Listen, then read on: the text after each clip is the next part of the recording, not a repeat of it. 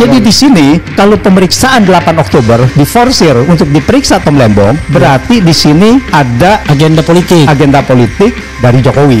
Mereka mau masih investasi di Indonesia, apa jadinya kalau hukum ini sudah tidak ada lagi di Indonesia? Mereka pasti juga khawatir, pasti takut untuk investasi di sini. Jadi intinya adalah bukan masalah bahwa ini kerugian negaranya 19 miliar, 19,4 miliar, tapi masalahnya adalah bahwa audit BPKP ini adalah cacat, ngawur, cacat gitu kan.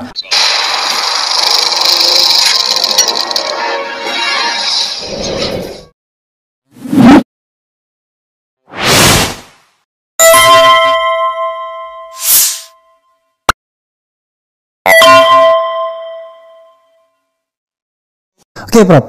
Ini yang tidak kalah pentingnya soal ekonomi zaman Prabowo ini. Kita betul-betul ingin sebuah ukuran yang seobjektif mungkin melihat Prabowo. Karena kadang-kadang begini, kan dua saja jenis manusia di Indonesia terhadap Prabowo. Ada yang menjilat, ada yang mengkritik, kan kira-kira begitu. Nah, kita mungkin termasuk jenis manusia yang selalu mengkritik.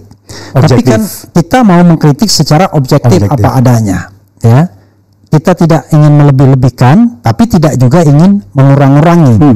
Nah, saya ingin Prof. Antoni betul-betul melihat sebenarnya bagaimana sih kontur ekonomi Indonesia era Prabowo ini. Ada prospeknya enggak? Apa ada enggak cita-cita dia yang dia muat dalam paradoks Indonesia? Kalau kita mau sejahtera, pertumbuhan ekonomi sudah double digit katanya kan? Ada enggak kita menuju kepada Indonesia emas dan lain sebagainya dari sektor ekonomi aja? Karena itu bidang Prof. Antoni yang barangkali bisa dipertanggungjawabkan. Silakan, Prof. Iya, kita selalu mengkritisi bukan hanya kepada Prabowo ya, waktu zaman Jokowi juga kita mengkritisi, tetapi dengan objektif juga. Apa yang dimaksud dengan objektif? Di sini kita menceritakan dengan angka-angka. Angka-angka itu bercerita. Jadi kalau ada yang tidak setuju, itu kan bisa dilihat dari asumsi angka itu dan sebagainya. Itulah yang melihat, kalau kita hanya bicara saja tanpa ada data di belakang itu, maka kita bisa dibilang ini adalah kebencian dan sebagainya. Tapi yang saya lakukan selalu mesti ada angka. Karena bukannya hanya karena saya mau ini, tetapi karena begini, ekonomi tanpa bicara angka itu adalah nggak bisa kita jadikan patokan gitu. Nah, jadi kalau kita bicara, wah tingkat kemiskinan nggak berhasil, nah kenapa nggak berhasil? Nah, itu ada angkanya kan gitu. Selama Jokowi misalnya tingkat kemiskinan cuma turun 1,6% saja selama 9 tahun gitu. Nah itulah. Nah sekarang dengan Prabowo, bahwa program sampai saat ini program yang ada ini adalah cuman yang dia realisasikan adalah program MBG, makan bergizi gratis. Itu yang sekarang masih terus digalakkan untuk menangani stunting. Bahwa setuju apa tidak setuju terhadap program ini, tetapi ini adalah yang dilakukan. Dengan pergeseran-pergeseran yang luar biasa ya. Dengan pergeseran karena ada permasalahan dana lah ya, keuangan dan sebagainya gitu. Jadi itu harus dilakukan manuver-manuver, dilakukan penyesuaian-penyesuaian. Dan yang kedua adalah yang cukup mengejutkan adalah Danantara. Nah ini kan Danantara ini bagian dari yang program yang diinginkan oleh Prabowo yang hilirisasi ini. Nah, hilirisasi pangan salah satunya, dan hilirisasi tambang dan pangan. Nah, jadi kita mau swasembada pangan, mau swasembada energi ya. Kita makanya kita ada berapa? 2 juta hektar di Merauke. Nah, di situ diisi oleh padi dan sebetulnya tebu ya untuk gula gitu di situ. Dan ya jadi ini yang akan dilakukan. Nah, kita tidak ada uang di situ. Maka yang akan dan yang sudah dilakukan sebagian yang dilakukan sebagian yang di Merauke itu, tapi kita tidak tahu, tidak terbuka itu berapa banyak gitu. Nah itu program yang sudah sedikitnya sudah berjalan sudah dijalankan. Nah sekarang Danantara ini kita tidak ada uang APBN untuk ke sana, dan menurut saya juga APBN akan kesulitan karena di sini adalah food estate itu pendekatannya harus memang perusahaan gitu ya, jadi didirikanlah salah satu Danantara. Tapi begini, dan sebelum lebih jauh Prof ya, Danantara ini sebenarnya jenis apa ya? Apakah misalnya kalau di Singapura itu seperti Temasek gitu, super holding, super holding BUMN gitu. Tapi apakah dia kalau di sini dibilang wealth fund sovereign wealth fund gitu. Jadi semacam lembaga pendanaan dan lain sebagainya. Saya nggak terlalu paham gitu karena dia seolah-olah membawahi semua BUMN, tapi kelihatannya yang dia pedulikan cuma duitnya doang. Keuntungan-keuntungan BUMN itu yang masuk ke dalam Danantara. Sementara kerja teknis BUMN ya tetap diserahkan kepada masing-masing BUMN.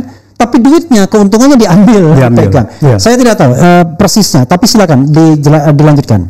Jadi konsepnya memang kita menyebutnya semacam sovereign wealth fund. Nanti saya jelaskan apa itu. Sebetulnya kita dalam bahasa Indonesianya, dalam undang-undangnya itu disebut Badan Pengelola Investasi. Sebelumnya kita sudah ada tahun 2020 itu sudah didirikan yang namanya Lembaga Pengelola Investasi. Yang kantornya di Menteng. LPI. Kantornya di Menteng saya lihat kayaknya. Saya lupa di mana, tapi Lembaga Pengelola Investasi. Karena saya pernah jalan di daerah Menteng, daerah Cendana gitu-gitu. Itu ada lembaga pengelola investasi kayaknya itu. Mungkin kantornya mungkin banyak ya. Mungkin banyak gitu ya. Saya rasa tetap saja bahwa kantor pusatnya pasti di daerah segitiga ini. Kementerian Keuangan ya. Nah, lembaga pengelola investasi ini modalnya secara cash itu adalah $2 miliar. 30 triliun. Rencananya dikembangkan menjadi 75 triliun. Nah, 75 triliun yang 45 triliun itu sudah di-store lagi melalui saham. Melalui saham BRI dan Mandiri. Dan kalau nggak salah ada BTN. Itu sudah sebagian dikasihkan juga ke sana. Tetapi dihitungnya harga pasar. Pada saat itu harga pasarnya tinggi, sekarang anjlok, rugilah dengan antara LPI ini gitu. Nah, LPI itu singkatan jadi LPI ini beli saham bank-bank pemerintah itu. Penyertaan. Penyertaan. Iya, karena dia negara ya. Jadi penyertaan saham. Jadi modalnya 2 miliar, harusnya 5 miliar, yang 3 miliar lagi dibayarlah saham. Untuk penyertaan dari pemerintah. Dari pemerintah. Jadi dari bank-bank itu ya, ke Himbara ya. Nah, tapi kita tidak tahu bagaimana nasibnya LPI ini. Dan LPI ini tidak diaudit oleh BPK. Awal gelap ya jadinya. Bayangkan dana 3 triliun itu awal gelap. Kemana nggak jelas ya. 30 triliun. 30 triliun, yang cash. Itu sama dengan dana Telkomsel ke GoTo. Sama nggak jelasnya itu. Sama nggak jelasnya. Silakan teruskan, Prof. Nah, di situ sudah ada, tetapi pertanyaannya kenapa harus didirikan Danantara lagi? Kelihatannya ini ada masalah dan tidak mau diikut sertakan kan gitu kan? Jadi masalah politik sudah ini. Nah, ini jadi kemudian didirikan lagi. Gitu. Atau masalah hukum mungkin ya? Mungkin masalah hukum, masalah ketidakjelasan di sana gitu kan? Mereka tidak mau terjerumus lah di situ. Tersangkut gitu ya? Tersangkut gitu. Nah, kemudian didirikanlah Danantara. Tapi lebih hebat lagi. Karena pendirian Danantara ini kemudian diwadahi dengan undang-undang BUMN perubahan. LPI juga ada undang-undang yang sebetulnya adalah ada perubahan-perubahan, tetapi tidak benar-benar sebetulnya ada pelanggaran di situ. Nah, kalau kita lihat undang-undang BUMN ini kan tidak benar-benar ada yang ngetes juga kan ya, apakah ini melanggar konstitusi atau tidak. Nah, jadi yang lucunya undang-undang BUMN sudah disahkan jadi undang-undang nomor 1 tahun 2025. Hanya beberapa bulan ketika pemerintahan Presiden Prabowo ketok palu ya kan, dilantik. Ada nggak pembahasan jadinya kan? Jadi kesannya nggak ada pembahasan, nggak apa, main talk gitu aja gitu. Mungkin pembahasannya udah lama sebelumnya ya, udah dipersiapkan. Tetapi itu tapi bukan di DPR yang baru kan? Itu kan nggak boleh di sini. Silakan, karena kan DPR yang baru pemerintahnya beda, jumlah partainya beda kan? Silakan Prof, teruskan. Nah, jadi di situ Danantara diserahkan pendiriannya bagaimana? Pendiriannya adalah saham-saham dari semua BUMN yang awalnya jadi 7 BUMN yang kemudian diperluas menjadi hampir semua BUMN. Nah, itu terutama BUMN yang untung. Yang rugi pun pokoknya semuanya. Jadi jadi Danantara ini mempunyai sekitar 85 BUMN. Jadi berikut anak dan cucunya. Digabung jadi satu dan itulah dianggap aset mereka. Dianggap aset mereka. Danantara. Jadi karena konsolidasi kan. Lalu kemudian Prabowo langsung mengklaim sebagai sovereign wealth fund paling gede gitu, termasuk yang paling gede di dunia gitu. Nah ya, karena nggak ngapa-ngapain, cuma mengkonsolidasikan dari BUMN aja. Makanya ini definisi dari sovereign wealth fund. Sovereign wealth fund itu adalah sebetulnya negara itu mempunyai kelebihan fund. Ya, seperti Temasek itu dia ada mengelola yang namanya dana CPF dari Singapura. Ya. Jadi Providence Funds itu. Nah, jadi itu kelebihan benar. Nah, sebetulnya dikelola di situ. Lalu dikelola di situ. Bukan yang diklaim. Dan itu LPI itu modalnya dari utang. Nah, gimana kita bilang dari utang itu harus dari sebagai sovereign wealth, sebagai kekayaan. Nah itu.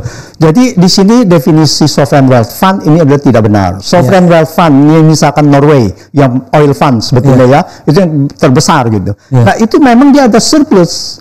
Surplus daripada nanti kalau dia oilnya habis, minyak buminya habis, maka dia harus mempunyai cadangan. Nah ini dipisahkan lalu kemudian dikelola.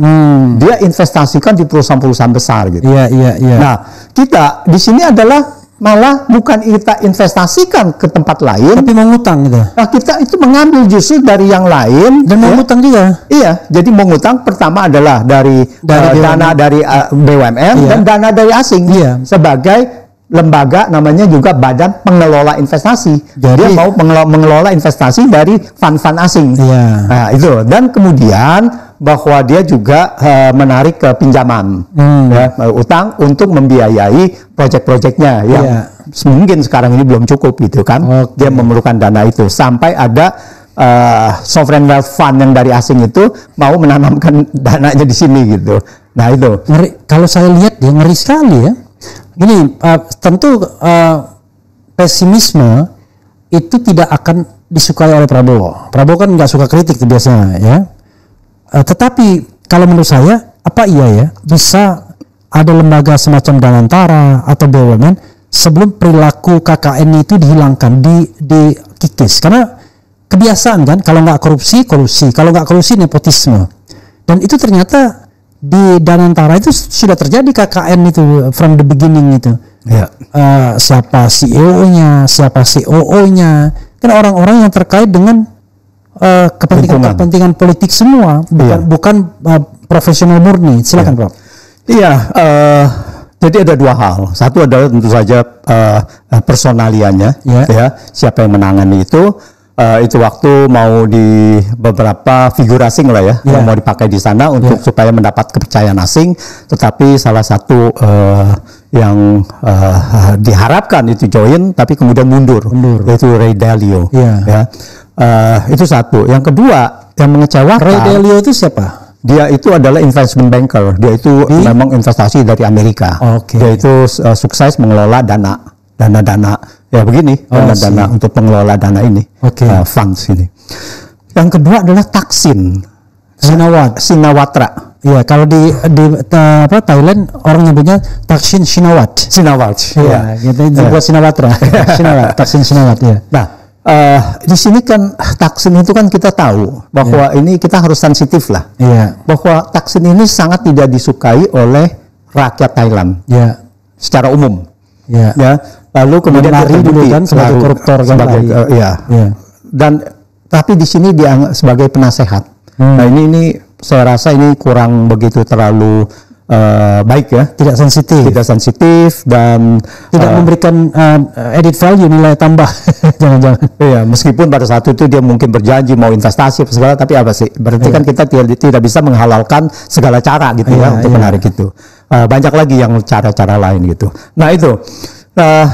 Yang menarik adalah apakah benar returns dari Danantara itu bisa mencukupi dari dividen yang dia ambil. Jangan lupa bahwa dividen yang dia ambil dari APBN itu kan berarti harusnya masuk ke APBN. Dividennya tapi sekarang masuk ke Danantara. Itu dividen BUMN. Dividen dari BUMN dari anak perusahaannya dia itu tadi. Itu adalah sama juga dengan sebetulnya adalah dana utang. Karena kekurangan dari APBN itu akan ditarik dari utang. Nah, jadi utang aja kita bayar rata-rata mungkin 6-7%. Ya. Nah, jadi apakah bisa 7% per tahun? Per tahun dari nilai yang diambil tahun berjalan ya. Dari tahun berjalan. Oke. Ya, jadi kalau 80 triliun ya berarti 6-7% setiap tahun kita harus sebagai cost of fund lah kita gitu. Iya. Nah, itu. Apa benar bisa? Belum yang tadi dikatakan bahwa risiko investasi dan sebagainya, kita sekarang saat ini belum melihat benar-benar hasilnya, tapi kita berharap lah bahwa benar-benar Danantara memang sesuai yang direncanakan atau diimpikan oleh Prabowo. Tapi meskipun kita lihat bahwa ya kalau jalannya seperti ini ya kita merasa lebih pesimis gitu kan. Iya. Nah, itu yang harus diwaspadai. Saya jangan Danantara, pemerintahan ini aja secara keseluruhan pesimis ketika jumlah kementerian dibengkakkan sampai 100-an termasuk wakil menteri. Saya membayangkan division of labor di antara mereka gimana ya? Sangat sulit, sangat sulit. Sudah division of labornya sulit, dananya juga nggak jelas, ya kan? Nah, itu kenapa dia tidak mempertahankan struktur yang ada sambil jalan dia evaluasi terus-menerus kan? Gitu. Tapi yang terjadi dia melakukan perubahan radikal ke kelembagaan, tapi orang-orangnya orang lama yang dia impuls ke sana. Oke, silakan, Prof. Nah, jadi kalau kita kembali lagi ke Danantara itu, jadi returns-nya ini yang saya khawatirkan adalah akan mengulang kegagalan dari LPI. Itu sudah ada contoh. LPI gagal gitu. LPI itu waktu itu Erlangga Hartarto kalau nggak salah yang yang frontlinernya ya. Enggak, itu waktu adalah Luhut. Luhutnya yang benar-benar menginisiasi ini, Luhut dan Jokowi langsung, dan secara ex officio adalah Kementerian BUMN di situ. Kementerian BUMN ya? Iya, secara ofisial itu pengawasnya adalah Kementerian Keuangan dan sebagainya. Memang triangle Jokowi, Luhut dan Erick Thohir ini nggak terpatahkan, terutama selama COVID gitu ya. Dan penasehatnya itu ex officio Kementerian Keuangan, Menteri Keuangan itu. Jadi dia bertanggung jawab, sama juga bertanggung jawab kepada presiden. Dan di sana kita tidak ada, di dalam undang-undang BUMN kita itu tidak ada yang namanya lembaga pengelola, itu nggak ada. Badan hukumnya lembaga itu tidak ada. Lembaga itu di bawah kementerian. Dia bersatu dengan APBN. Nah, itu yang namanya lembaga. Bukan lembaga pengelola investasi, seolah-olah BUMN tapi bukan BUMN gitu. Nah, inilah yang pertama kali sebetulnya yang saya katakan bahwa ini yang melanggar sebenarnya undang-undang BUMN ini. Dan lucunya misalnya Danantara ini tidak boleh diaudit, tidak bisa diaudit. Tidak bisa diaudit BPK kalau nggak salah ya. Iya, itu salah satu. Jadi bukan objek audit BPK. Itu LPI begitu juga. Jadi ini mengulang saja yang saya katakan. Enak banget gitu ya. Iya. Dia kalau nggak salah LPI itu ada diaudit oleh Pricewaterhouse, oleh audit firm lah. Oleh auditor independen. Auditor independen gitu. Iya. Nah itu, jadi ini kita khawatirkan itu 2 program ya, MBG dan satu lagi Danantara. Yang lainnya Danantara itu termasuk hilirisasi lah kita bilang ya, hilirisasi pangan, hilirisasi energi, nantinya akan ke sana gitu. Di luar dari itu kita belum melihat kebijakan-kebijakan apa yang bisa meningkatkan pertumbuhan ekonomi. Nah ini belum kelihatan gitu. Jadi yang ada malah dari Kementerian Keuangan kebijakan-kebijakan instrumen pajaknya malah bersifat kontraktif. Dalam arti dia memajaki, menambah pajak-pajak lain. Sekarang kan cukup aneh. Pokoknya objek-objek pajaknya ditambah dia. Yang baru digali terus gitu kan. Objek pajak apapun dipajakin gitu. Nah, lalu kalau dia sumber-sumbernya adalah mencari sumber baru, lalu dia mengatakan anehnya adalah mereka harus mencari pengganti dividen BUMN yang hilang, yang masuk ke Danantara gitu. Jadi bukannya berdasarkan kita punya meningkatkan ekonomi, otomatis penerimaan pajak naik, tetapi ini adalah membuat pajak-pajak baru gitu. Pokoknya ngincerin orang yang punya duit lah kira-kira gitu. Apalagi ada yang dikatakan bahwa dua tahun tidak aktif tanah itu diambil negara. Terus satu lagi adalah mengenai bank rekening bank 1 tahun 3 bulan tidak aktif. Sampai 1 tahun. Itu dibekukan. Tetapi kalau rakyat tidak punya kerjaan seumur hidup dibiarkan. Nah sebetulnya gini, rasionalnya apa? Bahwa ada uang di bank 3 bulan sampai 1 tahun itu tidak aktif, maka dibekukan. Ya ada yang malah mengatakan bahwa ini akan diambil lah apa segala gitu ya, dibuat dorman. Sebetulnya ada alasannya, Bang Refli. Alasannya adalah supaya Anda itu membelanjakan uang, biar supaya menstimulasi mengenai pertumbuhan ekonomi. Begitu juga dengan lahan. Dalam 2 tahun Anda itu harus benar-benar bikin produktif. Nah, kalau kita bicara lahan itu kan biasanya adanya di lahan pertanian, ya lahan-lahan yang buat kita inilah produktif lah, bukan lahan yang kita untuk ya ada tanah 200 meter kemudian diambil gitu kan. Nah, dia juga nggak tahu bahwa itu aktif atau tidak aktif gitu kan. Nah itu, jadi saya rasa ini adalah memang dasarnya adalah untuk meningkatkan pertumbuhan ekonomi. Ada di Belanda misalnya itu waktu untuk menstimulus pertumbuhan ekonomi, maka nah ini dengan jumlah tertentu maka dikenakan negatif interest. Jadi kita harus bayar. Nah, jadi kita tidak boleh misalkan lebih dari uang kita balance-nya saldonya nggak boleh lebih dari 100.000 euro.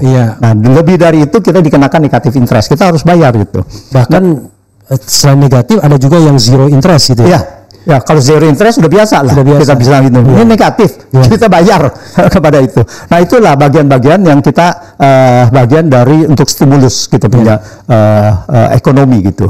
Nah ini latar belakangnya sebetulnya begitu. Banyak yang kemudian ya tentu aja sosialisasinya nggak benar ya. Jadi dianggapnya bahwa ini wah negara apa benar nih udah penerimaan pajak turun, semua mau dipajakin. Tapi terus kita punya aset mau diambil lagi kan gitu. Tapi begini juga orang kan bicara tentang uncertainty ya, ketidakpastian. Sebagai contoh misalnya yang paling gawat adalah kalau kita nanti tidak punya uang cash ketika terjadi riot, ya kan? Dan bukan tidak mungkin ketika rakyat banyak yang kelaparan ya, dan celakalah orang yang tidak pegang uang cash kan. Sementara para pengusaha, para konglomerat itu dia tinggal lari aja, lari ke Singapura, mungkin lari ke Swiss, kita nggak tahu, lari kemanapun, dan di sana dia punya rekening bank. Nah kita mau kemana? Misalnya kalau nggak punya uang cash sama sekali, akhirnya banyak juga yang berpikir masyarakat mereka lebih merasa sip pegang uang cash ketimbang menaruhnya di bank misalnya. Dan mereka berpikir itulah untuk pertahanan mereka makan, in case ada apa-apa mereka masih bisa punya alat untuk pembayaran. Kita ini kan masih santai-santai kalau kita masih punya alat untuk pembayaran. Tapi kalau kita nggak punya apa-apa lagi untuk membeli beras, membeli apa, baru kita nangis kan. Jadi banyak masyarakat dalam untuk menyiapkan hal-hal seperti itu, jadi mereka menyimpan cash, namanya cash hoarding. Jadi itu terjadi di mana-mana, bukan hanya di Indonesia, tapi umumnya itu adalah fenomena manusia sebagai makhluk ekonomi gitu. Dia untuk mengamankan dia punya kebutuhannya gitu. Nah sekarang yang terkait tadi bahwa apakah uang itu disita atau apa yang tadi kalau 2 tahun ya tanah ya itu akan diambil. Diambil negara. Itu kan sebetulnya tidak boleh. Itu udah jelas melanggar kita punya undang-undang dasar. Udah melanggar konstitusi pasal 28 itu. Property right. Bahwa orang berhak atas kepemilikan dan hak milik itu tidak bisa dirampas dengan semena-mena. Dengan alasan apapun, dengan semena-mena, dengan alasan apapun itu tidak bisa. Jadi menurut saya ya untuk hal itu kita tidak perlu terlalu khawatir, dan kalau memang ini kan cuma baru pembicaraan, baru rumor, ya kan belum dijadikan benar-benar sebagai kebijakan atau peraturan gitu.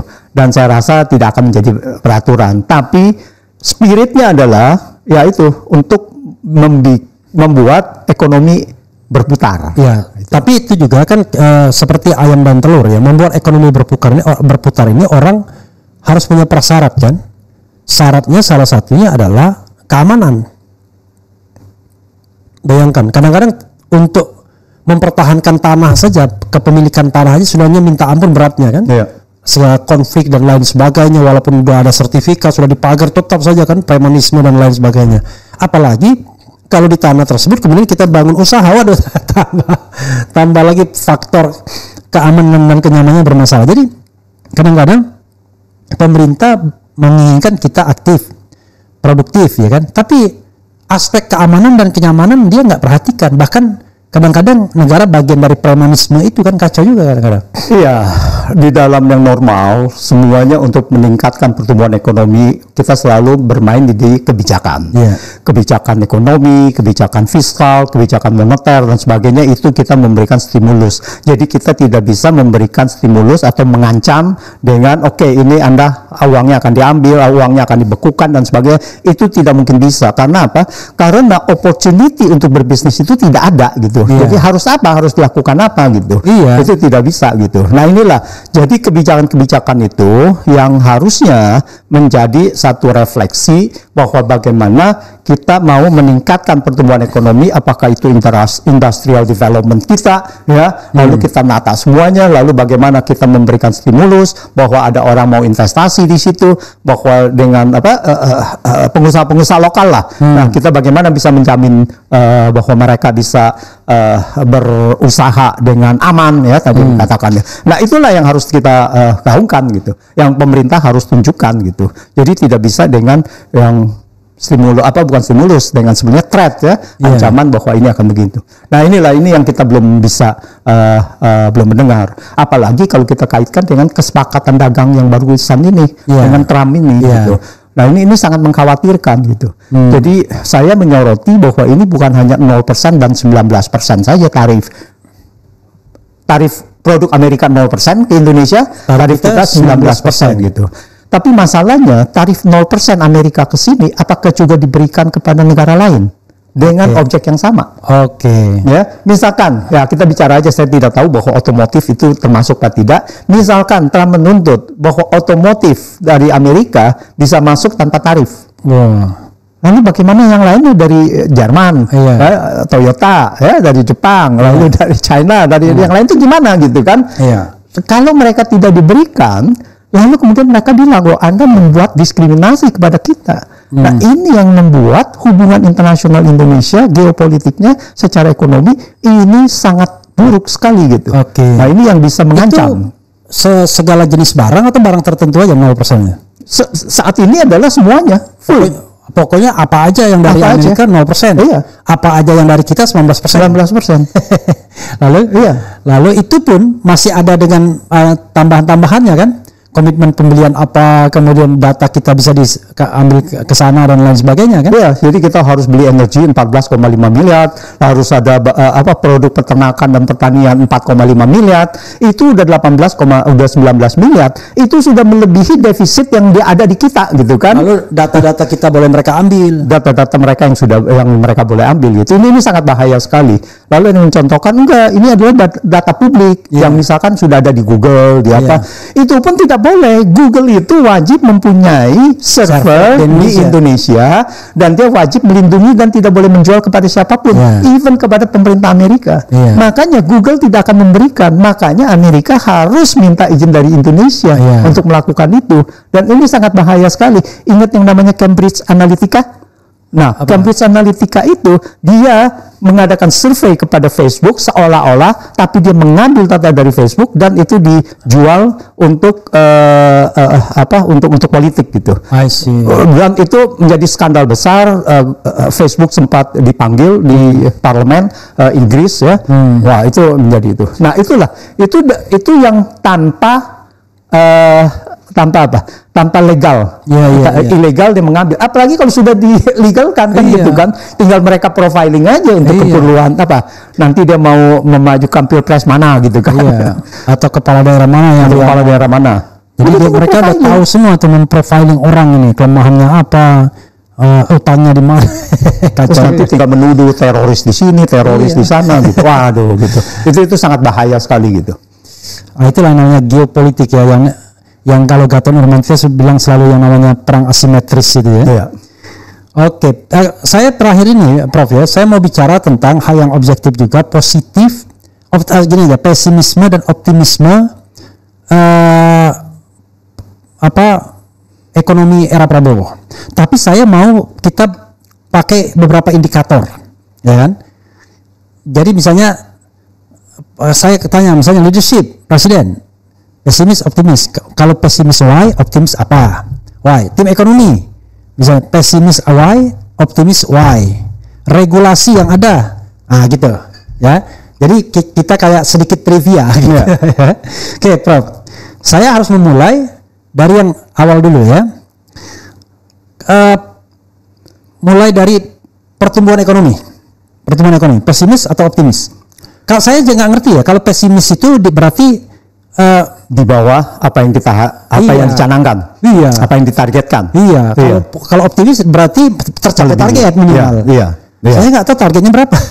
Ya, targetnya kan kalau untuk tahun ini targetnya adalah 5,7 atau 5,8, di atas 5 ya. Di atas pemerintahan Jokowi rata-rata. Karena kalau SBY 6 kan, Jokowi 5 rata-rata. Di atas itu dan kemudian naik menjadi terakhir 8% di tahun 2029. Nah, sebetulnya itu yang targetnya gitu. Secara global dan gradual, silakan Prof menguji ini. Dari pertumbuhan ekonomi, pesimis atau optimis? Ya, kalau kita lihat dari yang kuartal pertama itu kan 4,87. Itu berarti sudah di bawah. Dan kalau kita lihat ke depan, di bawah rata-rata Jokowi dan di bawah target. Ya, di bawah target. Targetnya 5%. Targetnya adalah anggap aja 5,3 lah, 5,3%. Nah, sekarang kalau kita lihat bahwa apakah semester kuartal yang akan datang, semester yang akan datang ini bisa melebihi itu atau tidak gitu. Nah, saya tidak melihat tanda-tanda ke situ karena kalau kita lihat bahwa daya beli masih turun, ya, jadi tidak ada tanda-tanda bahwa ini akan bisa naik melebihi dari 5%. Sampai akhir tahun. Sampai akhir tahun kalau kita lihat. Ini udah bulan Juli dan kita sudah lihat.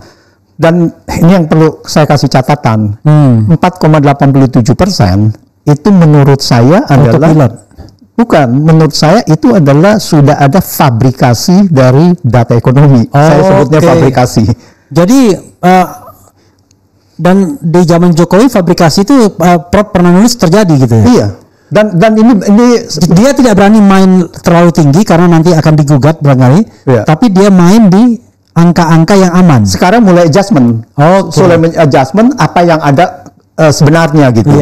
Nah, inilah yang saya khawatirkan. Sekarang mereka adjustment, Prabowo tidak mengatakan fabrikasi dong. Nah, jadi mulai disesuaikan gitu. Saya pernah di-challenge gini, Bang Refli. Dia bilang, kok Anda bisa mengatakan bahwa ini ada data fabrikasi? Kasarnya adalah manipulasi lah.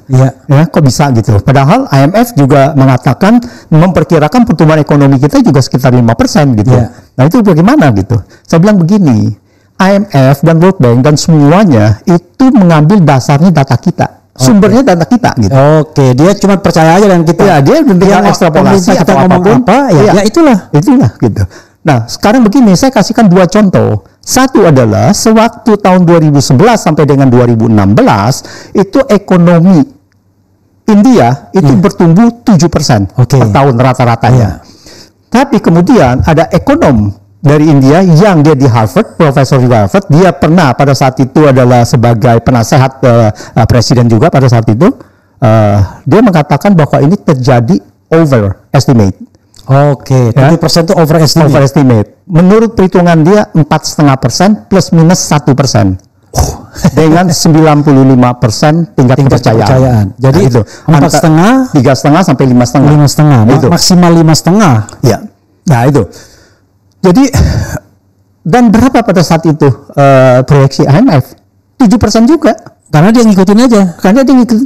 Kalau ditanyanya kok bisa begitu, kita mengatakan bahwa ini padahal IMF mengatakan itu sekitar 5%, kok bisa saya mengatakan bahwa ini tidak benar gitu. Ya, buktinya memang banyak gitu seperti itu karena mereka mengambil data yang kalau misalnya ya, menurut Prof, rata-rata pertumbuhan ekonomi selama 10 tahun itu berapa kalau dirata-ratakan? Ini pasti sekitar maksimal 4%. 4% maksimal 4%. Padahal klaimnya 5% ya. Nah, waktu kuartal pertama ini 2025 itu saya begini, kita ada bisa memisahkan pertumbuhan ekonomi dalam negeri dan pertumbuhan ekonomi internasional. Berasal dari ekonomi dalam negeri, berasal dari ekonomi internasional, ekspor dan impor.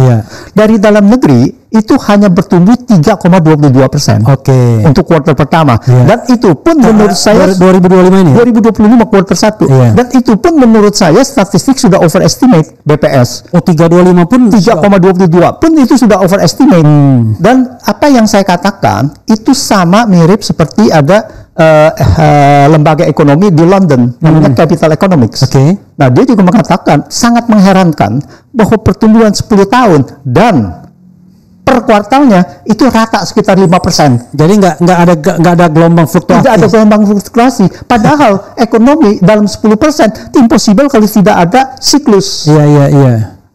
Dan menurut dia ada namanya internal activity tracking. Nah, dia bilang data bulanan itu menunjukkan fluktuasi gitu. Nah, dia bilang bahwa ini sangat menyedihkan. Antara biasanya awal tahun sama akhir tahun itu beda biasanya kan? Salah satunya begitu dan juga yang itu ada kalau kita ada fluktuasi khususnya di Indonesia perbedaan dari harga komoditas, wah itu bergejolak gitu. Iya, ada event lebaran apa-apa gitu-gitu ya.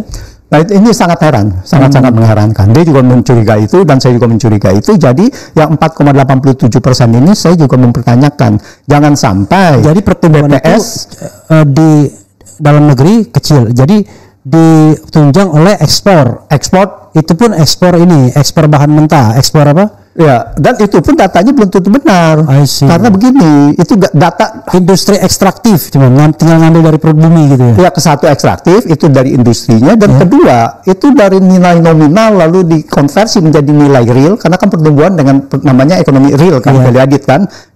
Itu pun sebenarnya bisa dimanipulasi gampang gitu.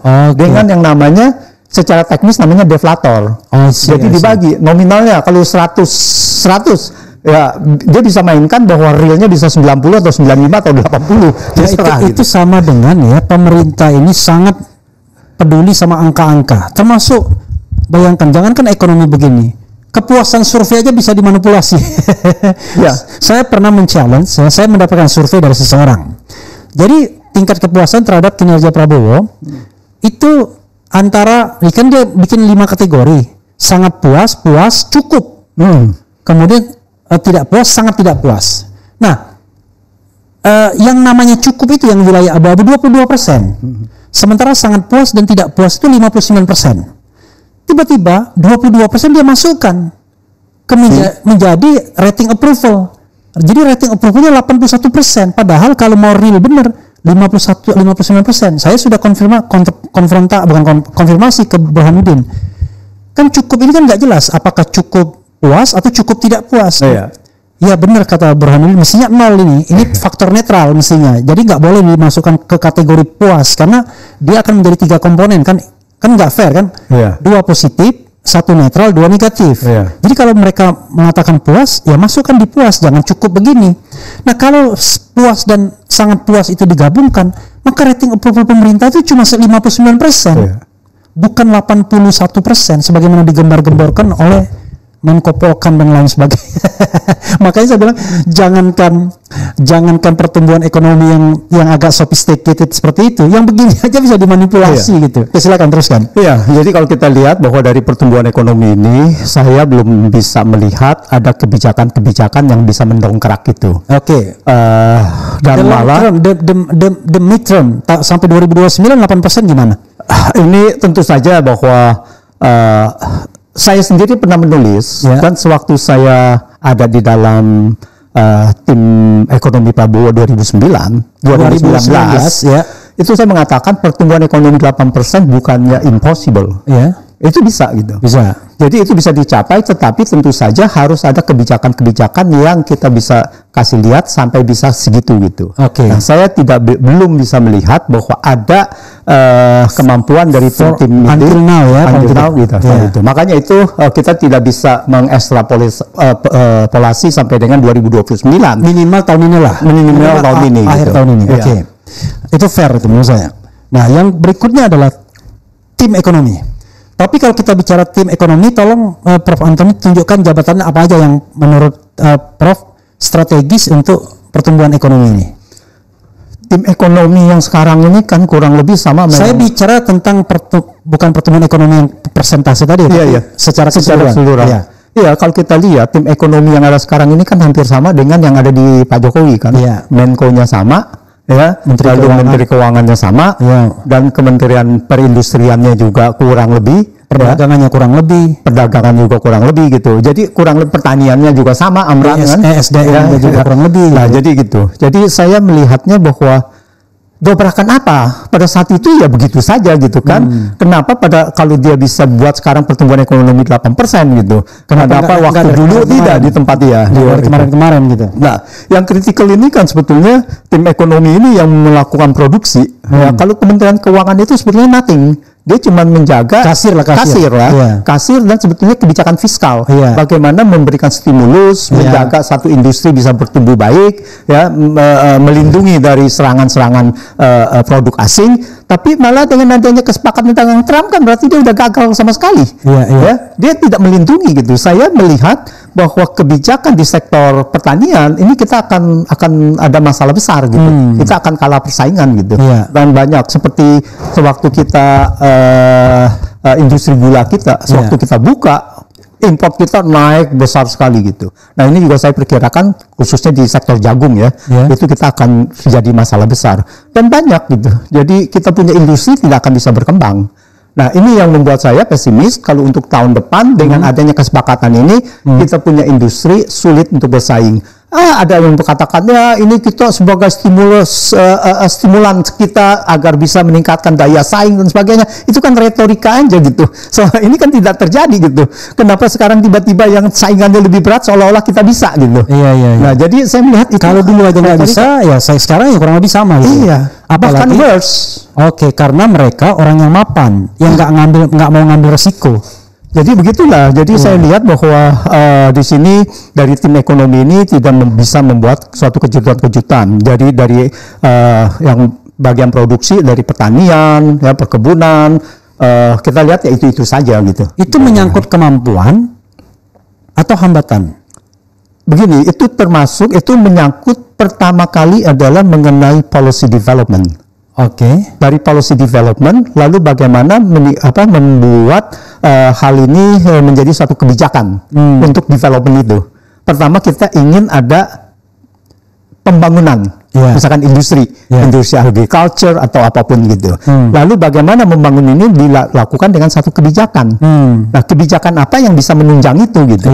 Nah, itu, dan kita melihat kebijakan yang sifatnya sektoral ya, yang sektoral per sektor. Karena tidak kan kalau semuanya global ya berarti leadership presiden, tapi ini sektor-sektor yang dikomandoi para menteri itu ya. Tapi itu kan semua di bawah koordinasi juga. Satu adalah di bawah Menko. Interconnectionnya gimana ya? Itu. Jadi saya tidak melihat sekarang begini aja. Contohnya sekarang mengenai kebijakan gula. Ini kan sebetulnya hal yang sangat mudah untuk menentukan kita boleh import apa tidak boleh import gitu. Dan apa yang kita harus import gitu. Masa harus ada rapat koordinasi terus setiap sebulan 2 bulan sekali? Memerlukan berapa banyak itu energi yang harus dibuang. Itu saya kebetulan saya saksi ahli untuk di Tom Lembong, itu saya bilang itu pada akhir bulan November itu selesai itu. Kita harus produksi harus berapa itu selesai. Nggak perlu lagi ada yang namanya rapat koordinasi gitu. Itu sudah jelas. Kita cuma siapkan persediaan awal itu sebanyak 1,25 juta sampai 1,5 juta. Lalu di bulan November kita bisa tahu berapa produksi kita dan berapa konsumsi kita. Karena produksi gula kita kan turun naik kan tergantung dari panen. Nah, dari realisasi itu tinggal ditambahkan saja bahwa berapa defisitnya itu yang kita harus import gitu. Itu sangat mudah sekali gitu. Nah, ini tidak bisa dilakukan gitu. Akibatnya ya mungkin karena orangnya tidak kompeten juga, tiba-tiba dia selalu membutuhkan protection gitu ya. Jadi keamanannya adalah wah ini sudah rapat, jadi nggak ada yang berani ngambil inisiatif. Tapi masa begitu inisiatif dikriminalkan? Sekarang ada Kementerian Perdagangan, Kementerian Perindustrian, ada Kementerian Pertanian yang di dalam rapat koordinasi itu, ada Kementerian BUMN, ada Kementerian koordinator dari itu. Itu gimana gitu? Begitu banyak kementerian, tetapi hasilnya pun sangat buruk gitu kan? Nah, ini melihat bahwa memang kita punya tim untuk di situ perlu benar-benar peremajaan gitu. Ini karena orangnya atau karena strukturnya? Saya rasa karena orang. Struktur sudah oke. Loh, ini bukannya oversize enggak? Oversize bukan kan, karena kita bicara ekonomi kan tadi perindustrian, pertanian, perkebunan dan sebagainya itu kan sama aja. Sama ya. Oversize itu di bidang-bidang lain. Bidang lain yang misalkan hukum dan HAM itu dipecah. Ya kan? Banyak kali. Lalu kemiskinan, sosial itu semua dipecah juga gitu kan. Dengan soal urusan agama juga banyak ya. Ada Kementerian Agama, ada urusan haji, ada urusan dana haji, ada kepalanya, ada wakil kepalanya banyak kali gitu ya. Kementerian Ekonomi kan sama. Ya, oke. Bidang ekonomi. Nah,